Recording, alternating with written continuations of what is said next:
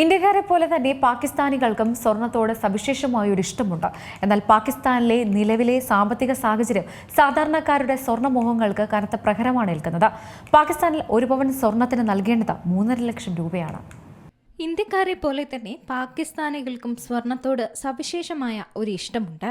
ആഘോഷവേളകളിലും വിവാഹ ചടങ്ങുകളിലും സ്വർണം ഒരു അവിഭാജ്യ ഘടകമാണ്. എന്നാൽ ഏറ്റവും പുതിയ കണക്കുകൾ പ്രകാരം പാകിസ്ഥാനിൽ 10 ഗ്രാം ഭാരമുള്ള 24 ക്യാരറ്റ് സ്വർണത്തിന് നിലവിൽ 4,30,500 പാകിസ്ഥാനി രൂപയാണ് വില വരുന്നത്.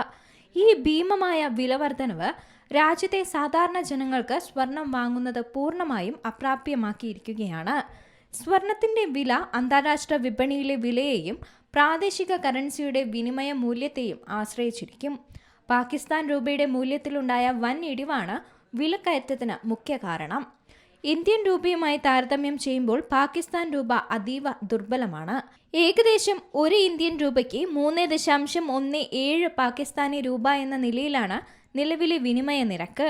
ഈ വിനിമയ നിരക്കിലെ വ്യത്യാസം കാരണം ഇന്ത്യൻ രൂപയുടെ മൂല്യത്തിൽ കണക്കാക്കുമ്പോൾ 10 ഗ്രാം സ്വർണം വാങ്ങാൻ ഇന്ത്യക്കാർ നൽകുന്നതിനേക്കാൾ ഏകദേശം 13,000 രൂപ അധികമായി പാകിസ്ഥാനിലെ ഉപയോക്താക്കൾ നൽകേണ്ടി വരും.